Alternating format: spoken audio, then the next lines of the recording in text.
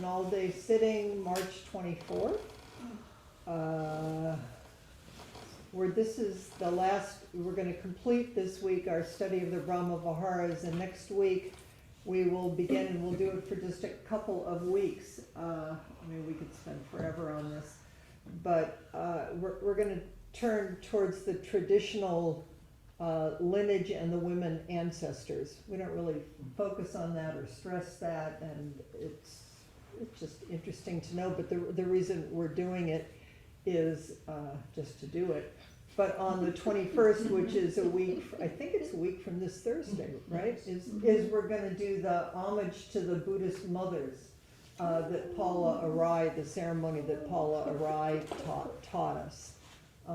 So even if you're not a Thursday person, if you want to come, please, it'll be, well, who knows what it'll be, but it's really, I hope this is the first year and we'll get to do it forever. And I think, so I am leaving Thursday morning to fly to Bellingham to help officiate with Raisela's Shusho ceremony. Some of us know Raisela because she's practiced here with us. So I won't be here, but Mary Ann will be here leading and is going to teach us, teach all of you, and then you're going to teach me a version of the Metta Sutta, loving kindness being one of the Brahma Viharas. That's very melodic and very beautiful. I'm really excited about this. So Yvonne Rand, it was one of the things that she chanted a lot, so it feels like part of her lineage to do that. So Brahma Viharas: loving kindness, compassion, joy or sympathetic joy, and equanimity. I want to spend some time focusing tonight on equanimity, but which feels they all are so important. And equanimity feels like an important one to bring forward in these times. I mean, any time. But what is equanimity? So it would be really nice to begin with. I understand that you have a prayer from Ramadan that began yesterday. It began Sunday night. Sunday night. That feels like, because it doesn't matter what you call these things. This is deep. I mean, my language is deep religious practice in the deepest sense. Is how do we be true and good human beings on this planet? So if you wouldn't mind starting us with the prayer. Thank you. Thank you. If you would all make a gentle intention to open your hearts to receive this. This is the first surah of the Holy Quran. Let me make sure. Can they hear? Can you guys hear? A little louder. Thumbs up. Go ahead. If you would just open your hearts to receive the light of the first surah of the Quran, which is known as the Fatiha, the great opener.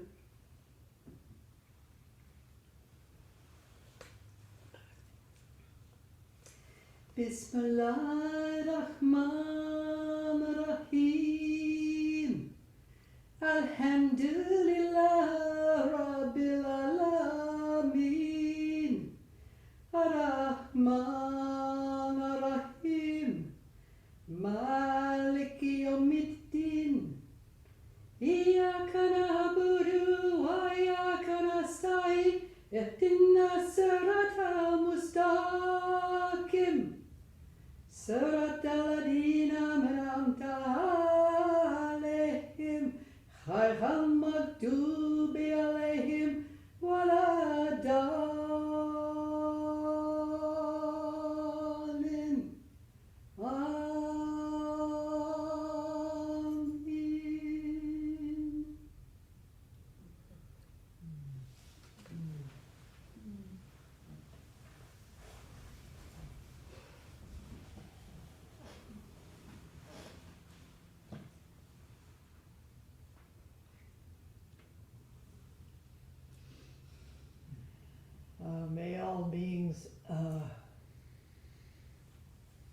know love. And may all beings be the recipients and the emanators of compassion. May all beings know joy and equanimity and safety and peace. And may we dedicate our lives without end. Thank you, thank you. That was a full body experience.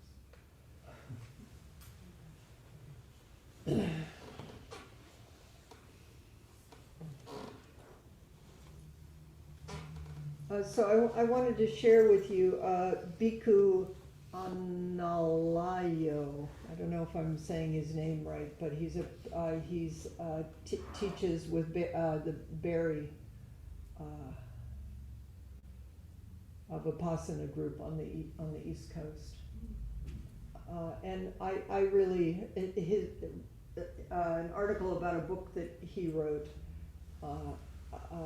I'm moved by some of his language, so I want to share some of what he said about the Brahma Viharas. Imagine that we are in a cold climate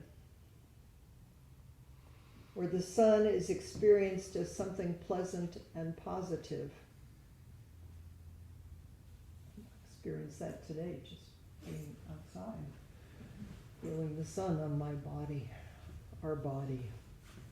Then metta, loving kindness, is like the sun at midday, which shines its rays on all without making any kind of distinction. It gives warmth and light to all who are receptive to it. It will not get upset if you move inside the house and afterwards say, "No, I'm not going to shine on you. You went away." It's just there radiating. Also, sunlight is the product of a process of implosion. The sun collapses into its center, and from that collapse, all the photons are sent out. It's the same thing with metta, a coming together in the heart that gets radiated outward. Kind of like a call to prayer.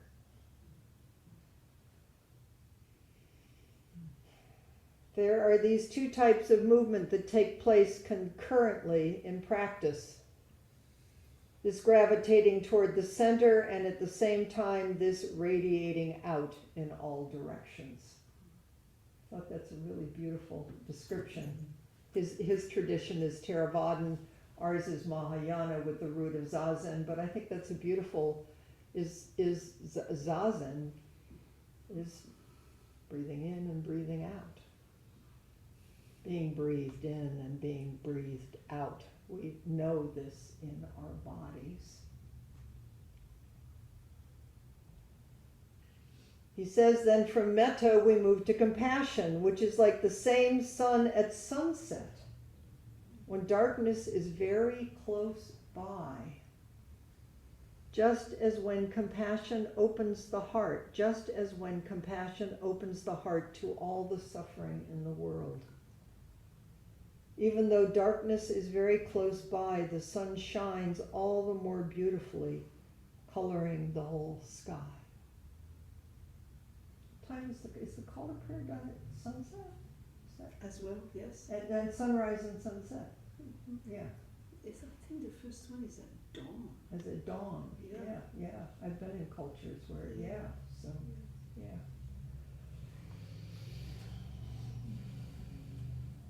Sympathetic joy or joy is like the sunrise, early morning.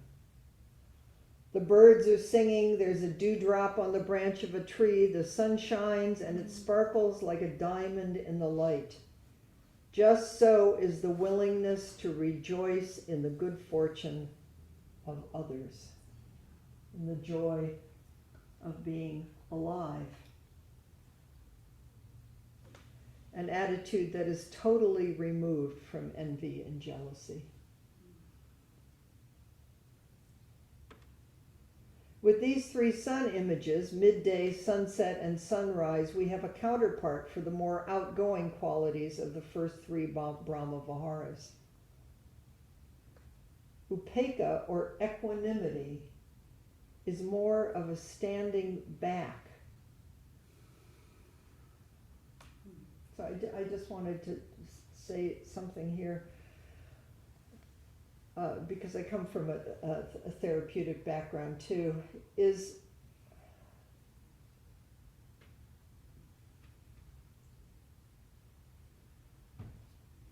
I know in my own body that there's a quality if you come from a trauma background of dissociation, where you feel removed. And sometimes it can look like calm, or it has a distancing quality, but we also know that there's something that's not connected here.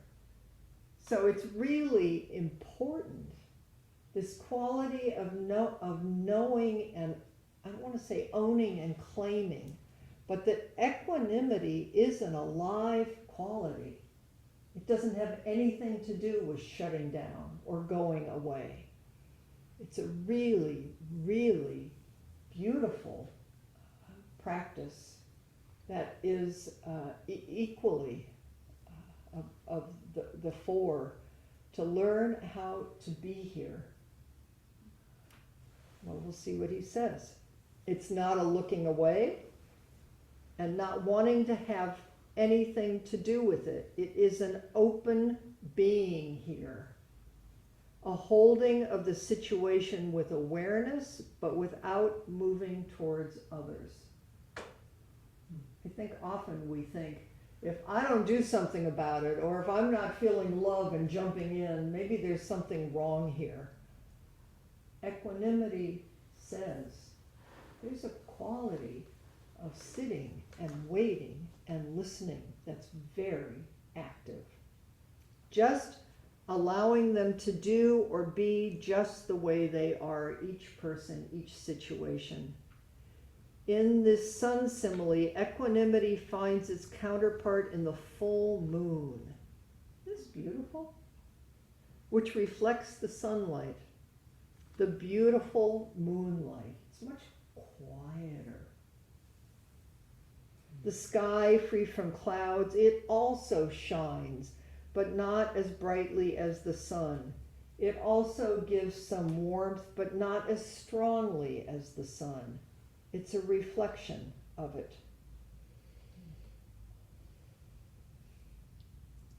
And then he goes on to say, we haven't done that this time, we've done it other times. We know, I think many of us know, like loving kindness meditation. I don't know what Mary Ann's going to do on Thursday, but you start with yourself. You wish yourself loving kindness, and then you begin to move out to and shine loving kindness to someone who you love, who's easy, and then somebody who's neutral, and then somebody who's difficult, and then if you are still staying stabilized, then you send it out to the world, but you get unstabilized, you come back to just wishing yourself well, which is really beautiful, and I highly recommend that meditation. He's teaching it in a slightly different way, which I also appreciate. That instead of using individual people as the object, it's a boundless radiation, which actually is more my as a Mahayana Zen practitioner. It does feel more that way to me. Sometimes it's helpful to do a guided meditation with loving kindness, but Zazen feels to me like sitting in the center. I mean, these are just words. It's not like I'm not sitting here deluded like everybody else. But there's also a kind of radiance. There's an energy that you can feel. Qigong too. You're just in the center of it, and you can you're part of it, and it's part of you, and it's actually I mean, it's a really lovely. It's a lovely, one of the reasons we sit. because it's nice to do.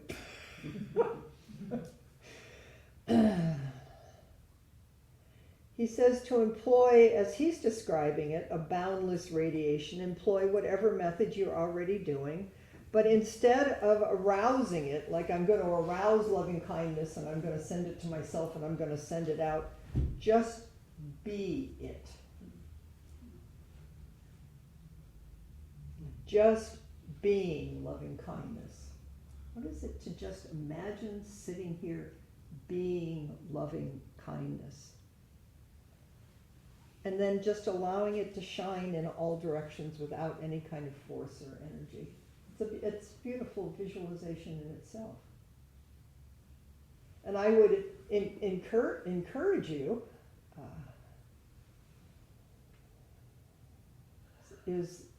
one of the chants says, all Buddha's 10 directions 3 times. It's a holographic, front, behind, side, above, below, 3 times, past, present, and future. I mean, we're not just like, it's like, I mean, this is like a big engine. No, sorry. But it's also always here. And you just sort of ground yourself in the center of it. He says the simile he uses is a lamp standing behind a cushion. We just softly and gently pull away the curtain. Just allow the light to shine as far as it shines naturally. You don't have to force anything. There's no need to push or to make it stronger.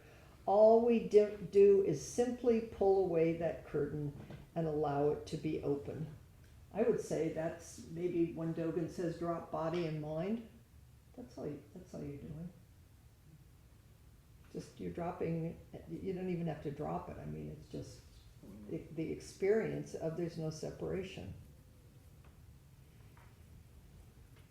Doesn't mean we have to reach out to any specific distance. It just means not putting any boundary. That is quite sufficient. From simply resting in that condition, it naturally becomes more familiar and stronger.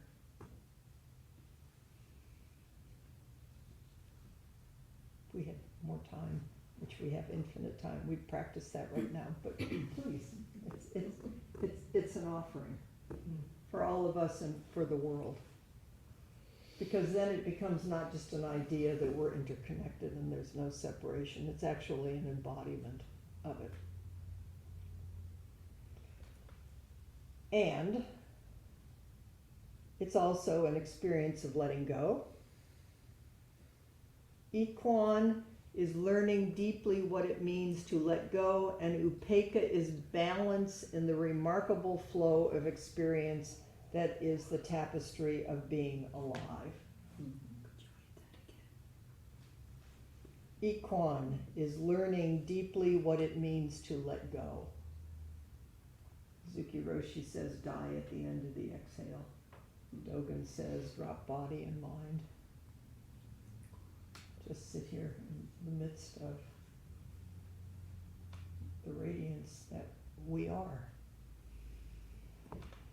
Upekkha is balance in the remarkable flow of experience that is the tapestry of alive. Pleasure, pain, good, bad, like it, don't like it, praise, blame. Yep. It's called alive.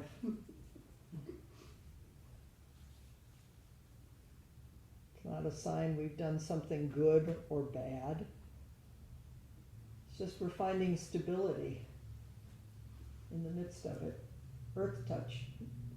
Just sit down on the earth with and for all beings with the intention to meet whatever's here. Just this. Just this.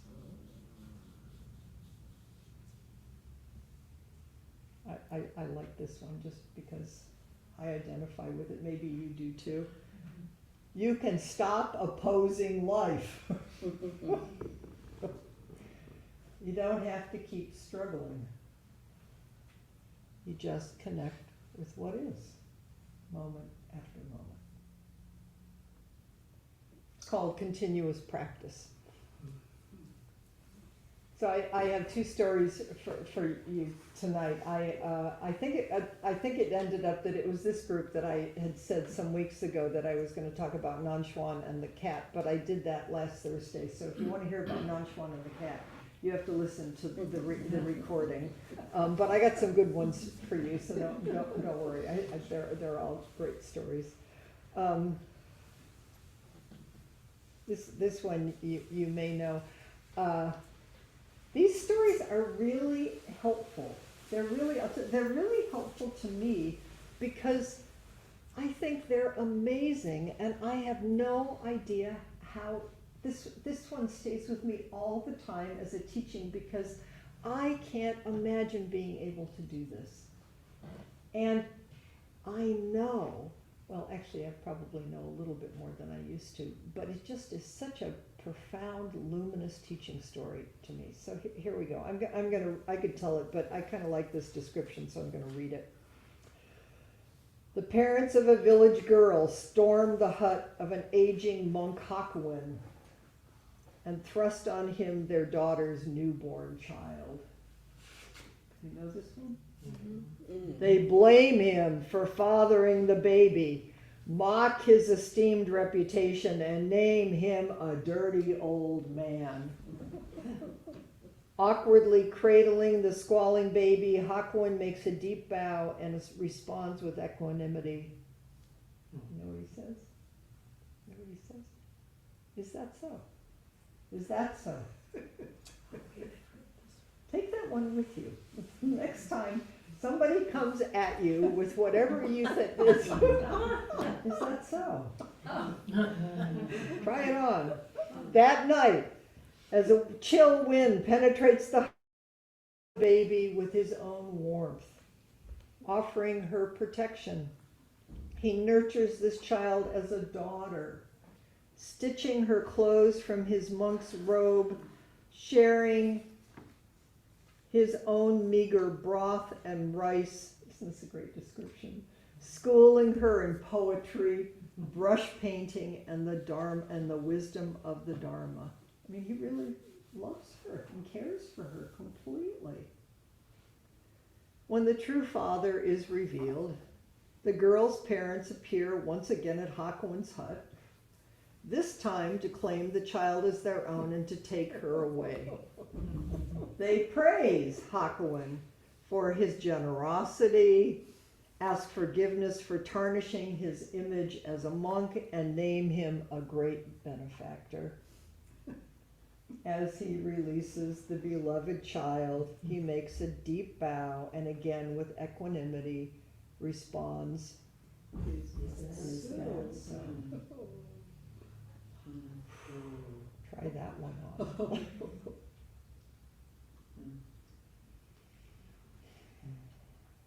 Equanimity doesn't mean we don't feel. He completely lets himself love this child.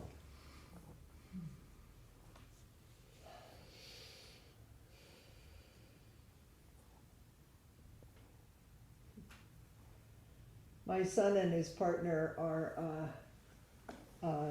want to move towards adoption, and the way you need to do it is you go through foster adopt. So you never know the child that comes to you whether it's going to get to stay or leave, because the intention is to try to reunite the child with its birth family. And I think, wow, is this going to be a practice to completely love another being? And if the parent is able to say, this is my child and I'm ready now to receive it back, it makes me cry. It's to bow to that, you know? But it's like, it's that way each moment. Is how much can we just love this moment? I think we all, depending on the circumstance, stay slightly distanced or profoundly distanced from the news and everything else, because it's too much, it's too hard, it's too...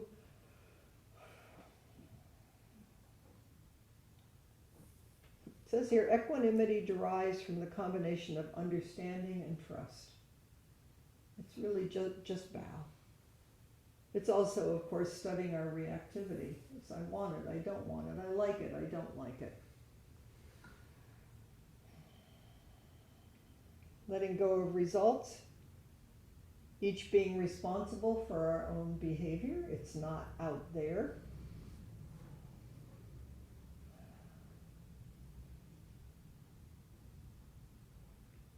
And it also gives loving kindness, compassion, and joy a deep ground, someplace to rest, in patience and constancy and endurance. It isn't being a martyr.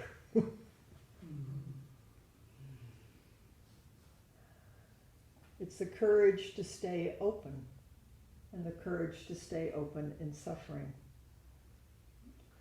with hearts and minds as big and open as the whole world. Here's a little verse. May all beings accept things as they are. May you be undisturbed by comings and goings. I will care for you, but can't keep you from your own suffering. But I wish you happiness. I can't make your choices for you, but I'm completely here.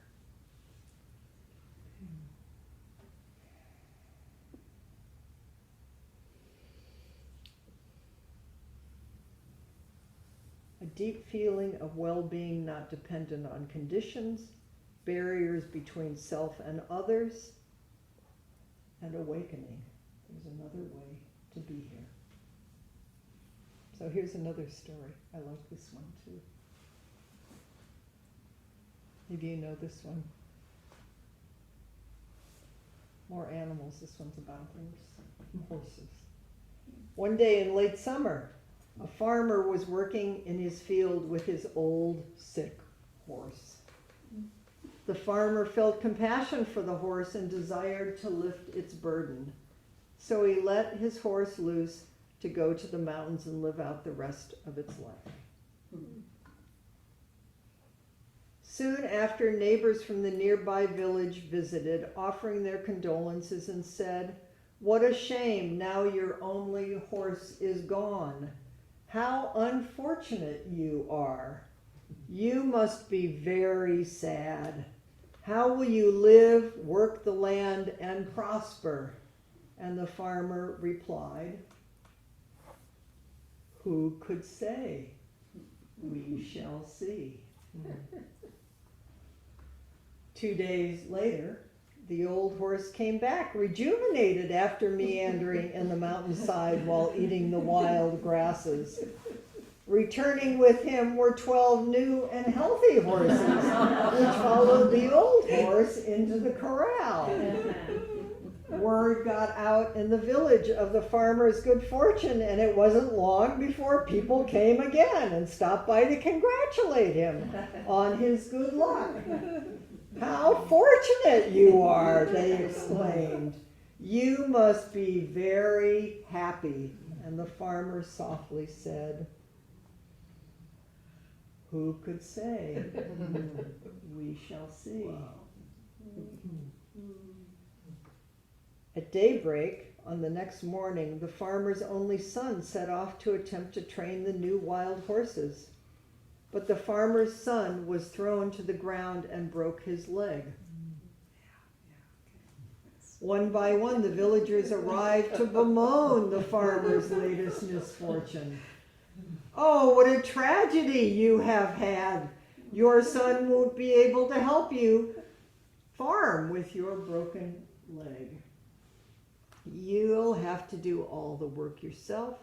How will you survive? You must be very sad," they said. Calmly going about his usual business, the farmer answered, "Who could say? We shall see." Not done yet. Several days later, a war broke out. The emperor's men arrived in the village demanding that young men come with them to be conscripted into the emperor's army.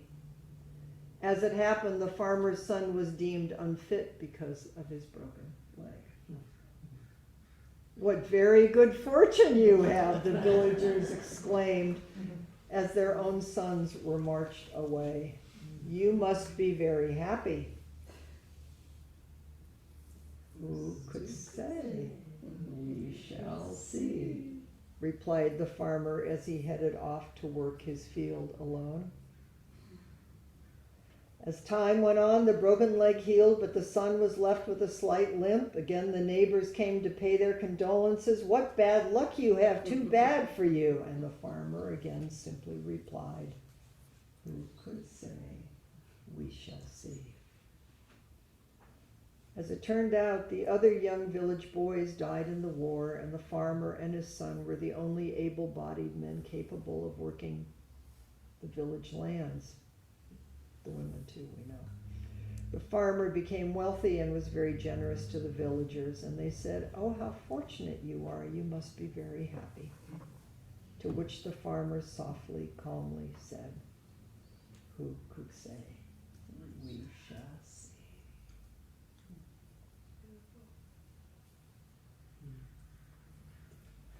So I will confess that sometimes when I go into Zen places, this is terrible, but I'm going to say it anyway, too much equanimity. Would you just get upset about something, for God's sakes? Feel something. It's a really good practice. We all need to find our balance points. We all know. Balance, finding balance. Sometimes it's yes, please, feel what you're distancing yourself from. That's not a spiritual practice. That's a kind of dissociation. Keeping yourself safe. And how are you going to help anybody if you're running around being upset all the time? Because there's no ground for anybody to settle into and to feel what needs to be felt and to find what's the appropriate response. So that's our practice. Forever. So we have just a little bit of time. I'm curious, I mean, you can talk about any of this, but if you want, just to explore equanimity as a practice. What do you know about it in yourself? What's waking up in you? What's asleep in you? Who could say? We shall say. We shall see. Is that so? Okay, have fun. You'll have about 10 minutes and I'll put you guys in groups on here, but just